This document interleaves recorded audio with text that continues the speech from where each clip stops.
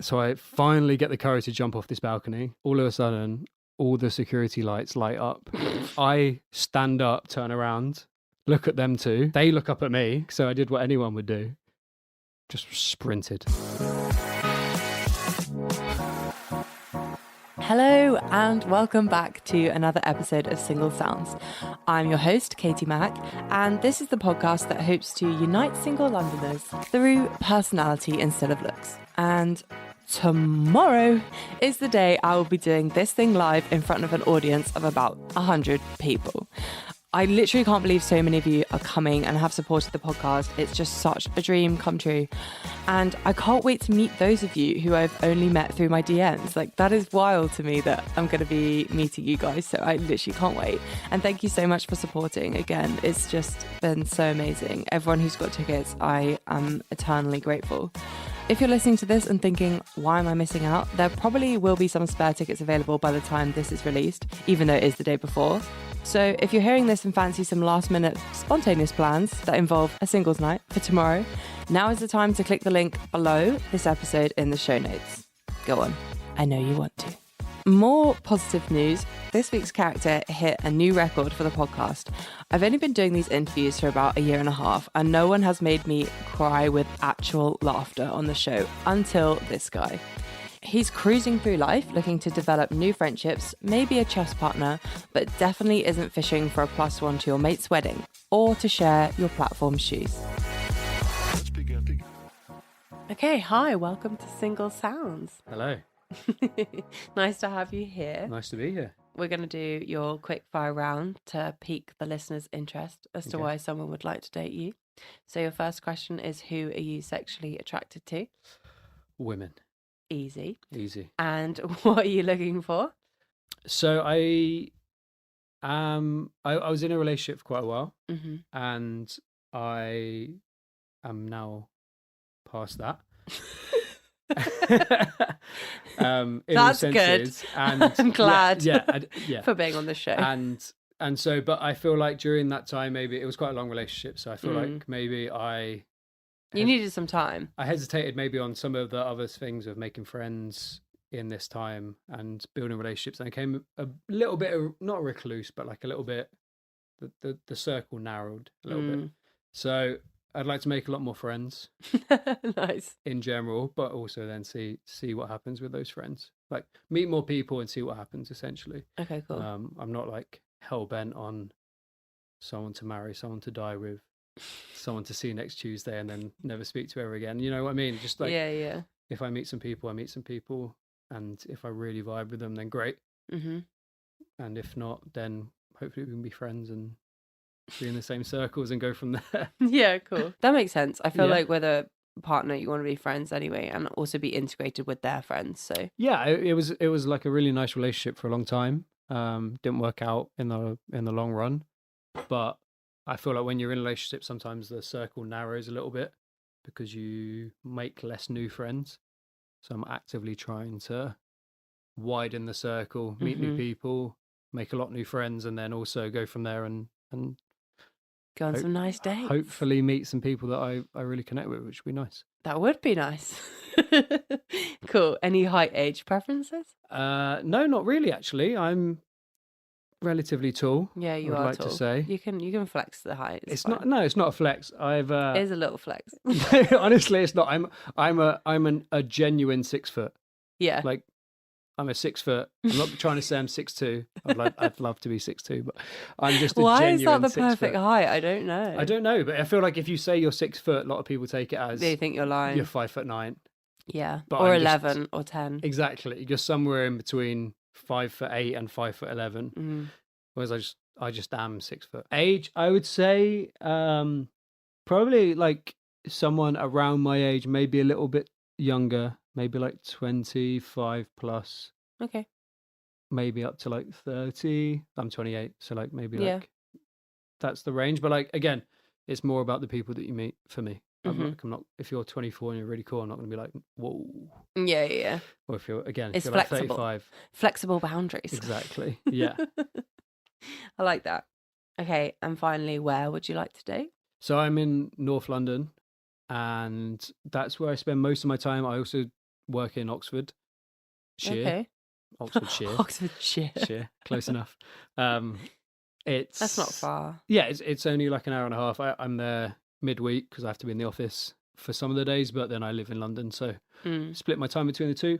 And honestly, it's no bother to me where it is. Again, it's the same sort of thing. If it's someone that I like and get along with, then like, miles isn't that big of a problem. Yeah. Cool. We're going to move on to the 3 A's. Acceptance is, will they be accepting of your flaws and your quirks?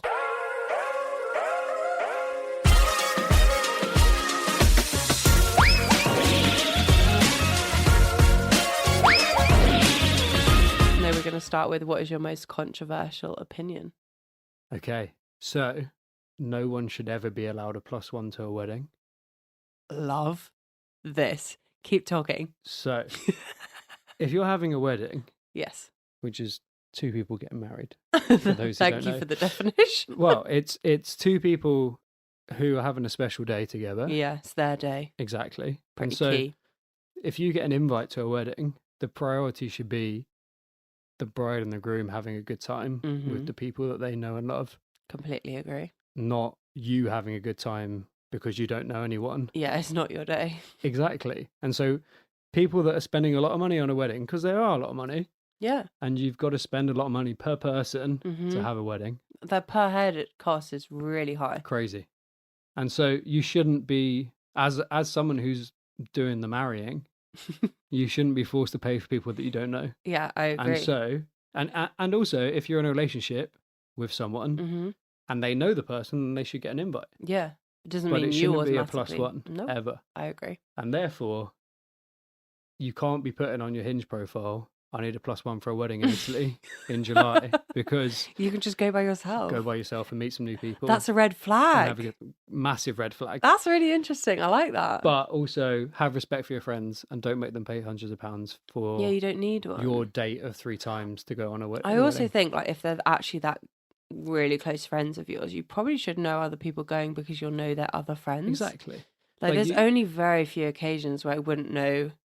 I actually can't think of one friend that I don't know at least like one of their other friends. And even if it's like a work wedding, like something, you know, from work, yeah, and you don't know that many people, if like even anyone, go and meet that person that you care about's friends. Yeah, exactly. Like, You'll have a be good put time on a with them. table probably with other people that Exactly. maybe are by themselves. Because it's kind of like if you go to a wedding with a +1 and you just spend all of your time with them, just go on a date.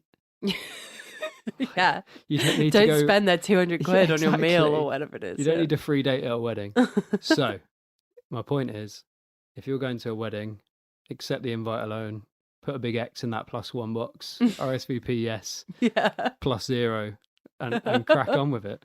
And Yeah, have a great just have a time. nice time yourself. Exactly. No, I finally got to the age where my actual friends are getting married. Exactly. And like they've had to make some tough decisions. And I think everyone just has to be okay with the decisions. Okay, and what is the nerdiest thing about you? Okay, so this started in lockdown. Okay. I started playing chess during Mm. lockdown, and I just loved it. I used to play when I was a kid, fell out of love with it, came back in during lockdown, and Interesting. now I'm like fully addicted. Really? Yeah, I've played. Got like scores on the leaderboards. I'm okay. Yeah. I'm not too bad. I'm like, yeah, it's a nerdy thing to brag about, but like I think it's quite cool. I'm top personally. 5% in the world, Wow. which like seems That's high. it sounds better than top 10%. Top 5%. Yeah, It's quite high. Decent. It's like quite a lot of people that play I'm chess. in the top 5% of podcasts, so I'm very Okay. proud of that There statistic. we go. So I should be proud as well. Yeah, we're all proud. We're both nerds. Actually, yours is less nerdy than mine. But yeah, I've played 21,000 games, which I looked it up today. 21,000 games of chess since starting in lockdown. So September 2020, Wow. so like 2.5 years. That is a lot. So like almost 10,000 games a year. Wow, Which that is a lot. it's too many, I'd say. Yeah. It's like 30 games a Do you day yeah, on average. It's just a lot of games of chess.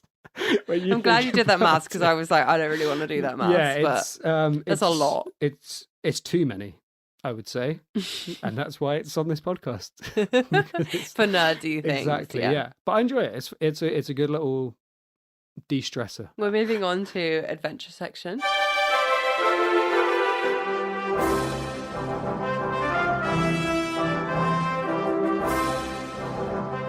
So, what is your worst dating story?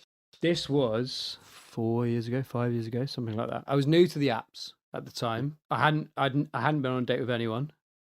I went on this date. I matched with this girl and arranged a date with her. I thought in the car we were getting along quite well, but it's always a little bit awkward in a car Yeah. because you don't really know each other and you're stuck there. But we got to Yarkis, we were having a good time. She kept on going on her phone, which for me is a bit of a pet peeve. But I let it. I didn't do anything about it. Just while you were chatting. Yeah, and she was messaging, but she was showing me things, the things she was messaging people about the date, and I was like, bit of a red flag, a bit weird, but okay. But it went on for a couple of hours. I thought we had quite a good time, and then we were walking to the car, and just as we were getting in the car, I was like, "Oh, what's your postcode?" Which, looking back, actually, I didn't really need to ask because I already picked her up. So I asked her for her postcode, and I put it in the sat nav. And as I was putting it in, she was like, "Oh, are you trying to get rid of me?" And like as a joke, I was like, "Yeah, I can't wait to get rid of you." But I said it in a manner that was very obviously sarcastic. joking. Yeah. She switched. Oh. She was like, "What? You're actually trying to get rid of me?" Started kicking off at me. And I was like, when you don't know if someone's like joking. Yeah, but she was very convincing with a joke if she was joking, because she wasn't. And so I was like, "Oh, okay, I'll just like drop you home." But it was like 25 minutes in the car, so it was like quite a long time.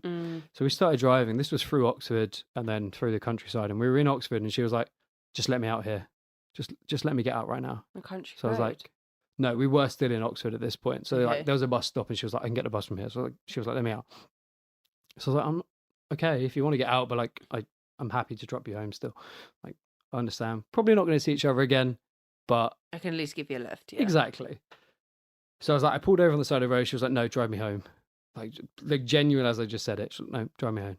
So okay. So we're driving home. Still like just giving me like a load of stick the whole time. I was like, this is very different. Like, I understand a couple of red flags on the date, nothing major. Like, we still had a good time. We were chatting, and then on the journey home, I was like, I'll try and at least make her laugh to like just make it a little bit easier on this drive. Yeah, so like, I was driving. I was like, "Oh, I feel like this is like an Uber where we just feel like one of us is really uncomfortable and one is just getting a lift." Then she laughed at that, and then we were like chatting again, and it was a little bit like fun again.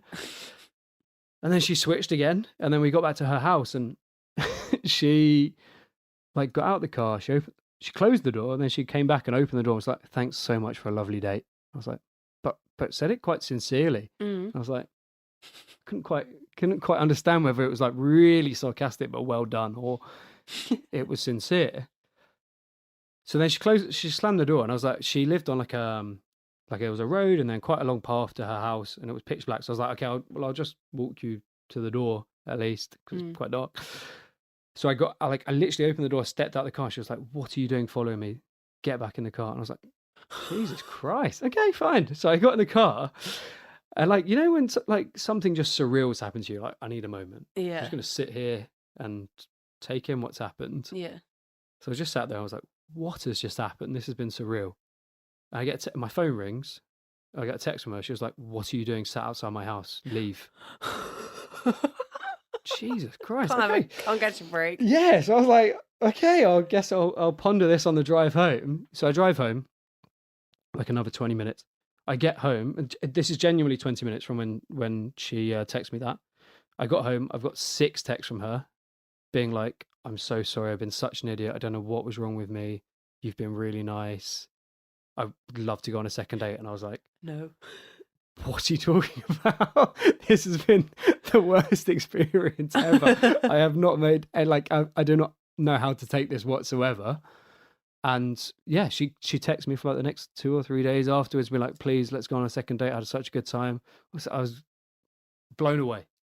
did not know how to take it. Did not know what to do. So yeah, that was the most tragic date. And the thing was, that was my first date from the apps. Yeah. So you were like, so I was like, all terrible. Yeah. That is fair. Exactly. I was I was in You're shock. gonna I was scarred to go on a second meet one. bipolar people. Yeah, that was that was a lot.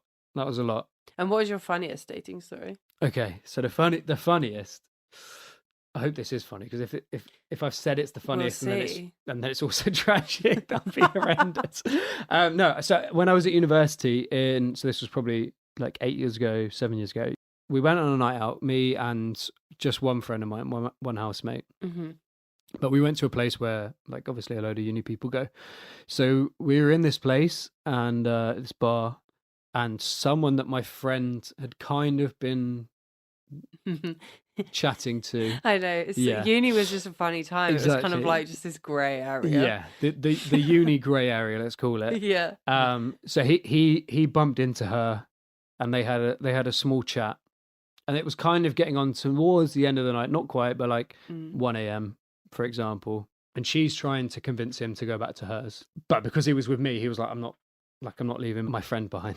And she was like, no, like my housemate, she lived with another girl, she's like, my housemate's been out with, like, she's just got home, like, let's go back to mine and carry it on.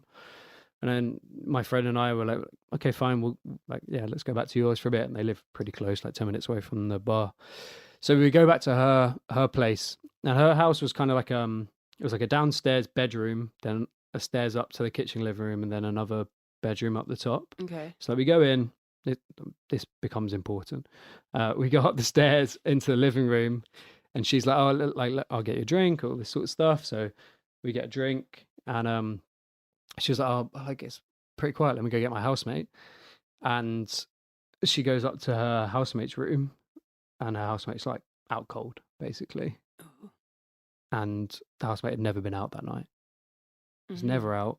There was no after party at all. Basically, she'd been like, my housemate's out to get us both back because she wanted my friend, and she didn't really care. So she was just trying to convince me to come back to their place. Okay. But now that I was there, I was like, well, them two are there, so them two can do whatever. So her bedroom was the one downstairs. In my like kind of slightly tipsy state, I was like, okay, I'll just play the PlayStation and wait until he's ready to go home. So I was like in the living room, just like playing away. I can't remember what game I was playing. I was just playing something and like just having a beer by myself. And then I was like, this is tragic. I need to go home. Yeah. It was like 3 a.m. at this point. I was like, I need to go home. I'm not just going to sit here and wait any longer. So I was like, okay, I'll go down. Like I'll go to leave. So I went down the stairs and I was like, oh shit, the room's there. And they were in the room, and she had like the story would be a lot more interesting if it was like saloon doors, but it was like the bead doors that you get where it's not really a door, but it's kind of a string of beads. Yeah. And then I was like peering around, being like, can I like walk past this? I didn't want to interrupt their moment, so I didn't want to like scoot past and make it really awkward and go out the front door. So I kept on like being like, oh, should I go? Should I not go? So I was like, okay, I'll go back upstairs and I'll wait like another 5 minutes. They just weren't done. So like next to the living room, they had a balcony. So I was like, the only logical thing is I jump off the balcony and leave that way. So then I was like one story feels like a lot when you're on one story. Like if you look up at it, it's not that big, but like when you're at the top of it, you're like, I might die if I jump off this. Break your legs. Yeah. So I was like trying to like egg myself up to do it, to jump off this balcony, because I like for some reason, obviously they would have understood. If I was leaving, they would have been fine with it, whatever. But I was like, okay, fine, I'm gonna do it. So I finally get the courage to jump off this balcony. I land safely somehow. All of a sudden, all the security lights light up for the outside of the back like patio. Floodlights. Yeah, the whole garden is like fully illuminated. I didn't realize she had like floor to ceiling bifold doors in her bedroom. Oh, no curtains drawn whatsoever. So like I stand up, turn around, look at them two, butt naked, the two of them, talking, of course. They're like, they look up at me, I look at them, they look at me. Just like stood there like you were like a fox outside. Yeah, exactly. You know when the lights come on and there's animal. a fox just like staring at you and you're both too afraid to move. That's exactly what it was like. So I did what anyone would do. Just sprinted. Run. Just sprinted as fast as I could away. Didn't know where I was running, but I was like, I know we've seen each other, but if I run, we can pretend we haven't seen each other. Yeah. So I'm just going to run and we'll do this tomorrow. So yeah, I went home. I sprinted home. It was God knows how far. And then we woke up the following morning, and he was home somehow. Oh. And we came down to breakfast together. We used to live together, and we came down to breakfast, and we were like, well, let's never talk about that. let's just pretend that never happened. Never talked about it again. So we've I think maybe once or twice we've spoken about it, but yeah, that was a indirect dating story for me. I was promised to meet a friend of a friend. Nice housemate, yeah. Yeah, and I almost broke my knees and got hugely embarrassed. But I enjoyed it. It's made a good story over the years. It was one of those where you look back and you're like, that's what uni should have been. Yeah, I agree. You know, like stupid stuff like that. Where you're like, no one got hurt. We were having a fun time. Yeah. And it was just silly. We're still talking about it 10 years later. Yeah, it wouldn't happen like it wouldn't. Nowadays. Can you imagine now if that happened? Be mortified. But again, everyone would just be like, why did you jump off the balcony?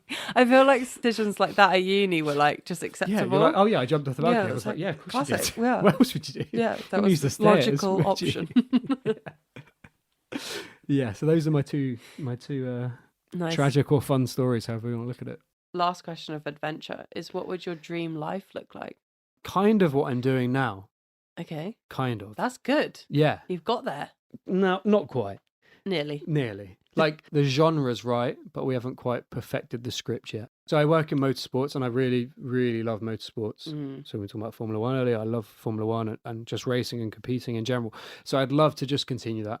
Yeah. And for me, like it's what everyone kind of says, which is like do what you love and you're never working and you never work a day in your life. Exactly. which I hate, because work is work, and you do something. I always think there's shit elements of every job. There is, of course there is. It's like, but you can still do like 90% great, 10% shit. Yeah, it's like rather than like the other way around. Yeah, nothing in life is going to be 100% joy. Yeah, there's always going to be some work involved with like stress involved with everything. Yeah.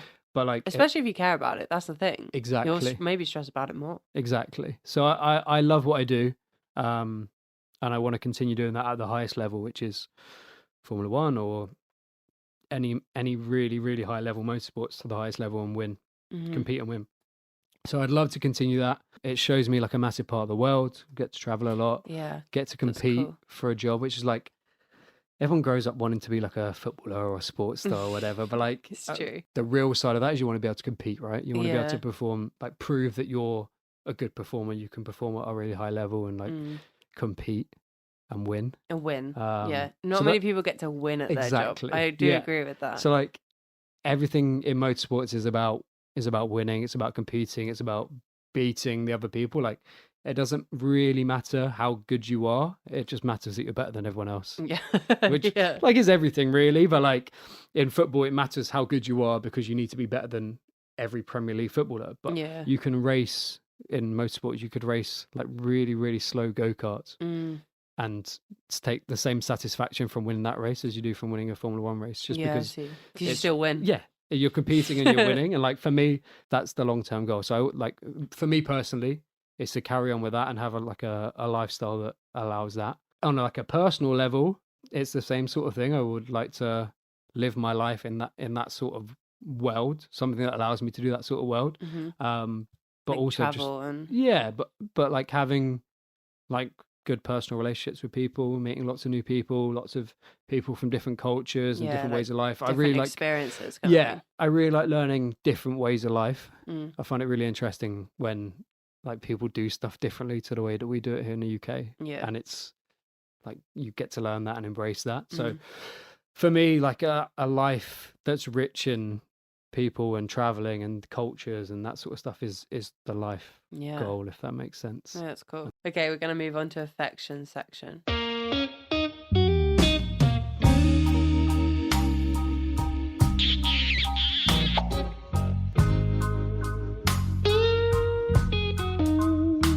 So this is where your affections lie or don't lie. Okay. And you've chosen don't lie. So what is your biggest ick? The pavement breaking whomper stompers. Do you know what that means? No. It was those massive feelers, the shoes that everyone used to wear. Oh. Like the massive platform ones. Yes. Okay. Yeah. If I ever saw anyone wearing those, oh my Lord. I got the biggest ick of my life. And Do people still wear them? Well, this is what I mean. Like, I was thinking about this earlier, and I was like, of all the things in my life that are like a proper ick, like things people like don't do them that like, often. people like eating with their mouth open, stuff like that. That's like Standard. it's an ick, but like everyone has that. That's just weird. But like things that are like considered normal that I really don't like, or like really weird me out, is those. Those shoes. Those shoes. Okay, we're going to move on to your bestie rep. Oh, God. I can't even say it. Bestie rec? Bestie rec. And you don't know who this is, which is exciting. You wouldn't tell me. Surprise. Yeah. I could probably spend a solid 30 minutes reading off reasons not to date this man, but I've been told that really wouldn't be of much help. So here's a list of reasons to date this splendid young gentleman, albeit a short one. It shouldn't take too long. Firstly, he's a very outgoing lad. He likes to be out and about, eating good food, having a good drink when the opportunity presents itself. So if you're about that and that ticks a box, he could be a man. Secondly, he has a pretty cool job. I'm sure he would have mentioned, but he's a race engineer, so he's often trackside at more motorsport events around the world, jet setting about. So if you like to travel, who knows, he might let you tag along. Thirdly, he's a family man, something a lot of people don't realise. He's often spending quality time with his mum, catching dinner and seeing a show in the West End, or caring for his elderly nan, watching Bargain Hunt at about 100 volume. His most recent outing with his nan was to a street party for the coronation, and yes, the picture will absolutely melt your heart. Next on the list, his shoe size is a massive 6. He's going to claim that it's not, but I know for sure he wore size 6 shoes when we were at university and we lived together. So if sharing shoes happens to be on your list, he could be your man. He has built up a really strong character from the many years of disappointment and hurt from supporting Arsenal. Let's not mention this season unless a man that cries gets you going, but I'm sure it doesn't. And to round it up, it actually pains me to say it, he's actually a pretty funny lad with some decent chat. I actually can't personally think of a single time I've been out with him and not had a good time. It is always a pleasure. So I hope that somewhat paints a positive picture of what it would be like to date him. Oh, one last thing. He has always got a story to tell about some sort of ridiculous situation or something ridiculous that has happened to him. And the latest one involves him hurting his tongue. But I'm sure he can tell you about that in person if it comes to it. Oh my God, of all the people, I was not expecting Jacob. I think someone else helped write it. You've done very well. You've done very well. I was not expecting Jacob, That's of all good. people. Surprise. Yeah, really, really good. Wow. He's been quite nice there, Jacob. He was. He has been quite nice. In the feet. The feet thing, I'm an 8. I'm going to make that known now. I'm an 8. No, I'm going to show not. you my shoes right now. I can see your feet. Hey, They look like the same size as mine. White makes everything smaller. I got white socks on. What size are you? I'm a 5. Okay, so look, that's that's 3 You're a sizes 6. bigger, at least 3 sizes, maybe even 4. Yeah, I'm an 8, pushing on a 9, I would say. A US 9. I've never met anyone insecure about their feet size. I've got really small hands as well. We'd like to see. I'm going to try. Look at my hands. Are we advertising this? They're the same size. With your nails, they're actually smaller. But you're so tall. I know, it's really weird, isn't it? That doesn't make sense. I know, I've got really small hands, really small feet. 8 I plus, don't know but what small. that says about other things, but Yeah, you know what they say. I laugh too hard. I hit my head. It's an inverse relationship. Anyway, yeah. The rest was good. If you can deal with small hands, small feet. You added the hands as well. No one even mentioned sorry, the the hands. Well, we can cut that, surely. Yeah, It's fine. It'll be... I'll put it in. Nah, keep... No, because otherwise they're going to go on a date and go, wow, your hands are small. Let's go.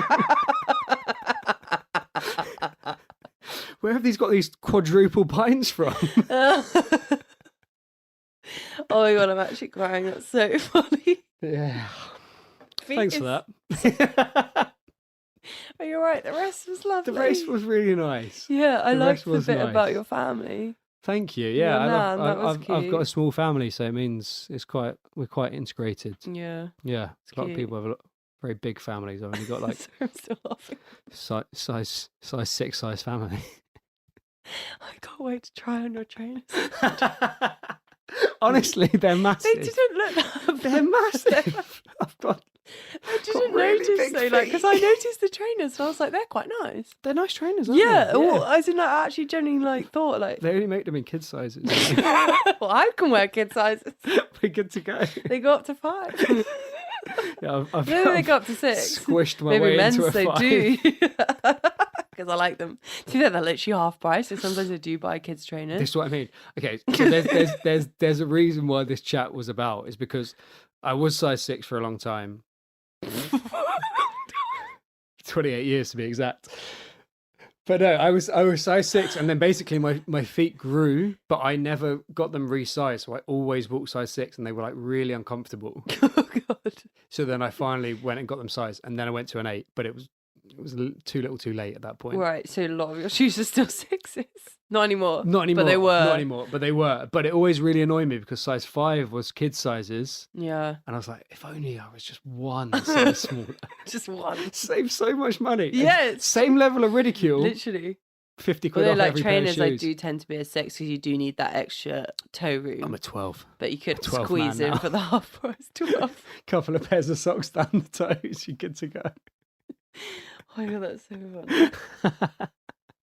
Yeah, okay. Yeah. Well, let's wrap it up. Okay, sorry. Yeah, we're getting. What are we going to do? sidetracked. A one-word review of yourself or a short summary as to why someone should date you? I'll do a one-word review. Okay. I would say cruising. Oh, that's a new one. Haven't heard that one. Have you not? No, cruising. Just cruising. Just cruising through life. Exactly. Yeah, you got it all figured out. Not, With this no, tiny no, feet. it's the opposite of that. Shut up with the tiny feet. No, it's the opposite of that. The tiny feet prove it. No, leave it in. The tiny feet prove it. You just roll with the punches. You got tiny feet. You just cruise through life with those tiny feet, don't you? Yeah, so What are you gonna do about it? You're not gonna go down the doctors and get your feet extended, are you? I don't think so. No, you just I run with wonder it. if that's a surgery. Probably. Don't think so. Probably. I've got some small friends that have thought about it. No, but sure, you just add height. You wouldn't add. Well, I'm like, if you can add Length height, surely to you can your add length feet. to your feet. You just want flippers for feet. It's not very useful. Probably a bit too much. Only useful for Size swimming. 6 to twice 24. It's not quite the step I was looking for. I can't think of any use for extended feet. Keep your tiny feet. I will. I'm happy with them. I'm cruising through life with my tiny feet. Yeah. No, I like it though. I It's like good. it as well. Yeah, cruising. I'm happy with it. Awesome. Thank you so much for coming on. Thank you for having me. I It's haven't been a lot laughed this much in so it's, long. it's been a lot of fun. I really have enjoyed it. Okay, good. So have I. Oh, okay. Thanks for having me. So, if you want to be cruising through life with this man and his tiny feet, make sure you contact the podcast on Instagram at Single Sounds or via email. I have been getting more requests recently from people who don't have Instagram, and that's completely fine. Hopefully, I'll see you in person tomorrow at the live show. But if not, thanks for listening and have a great week. See you back here next Tuesday.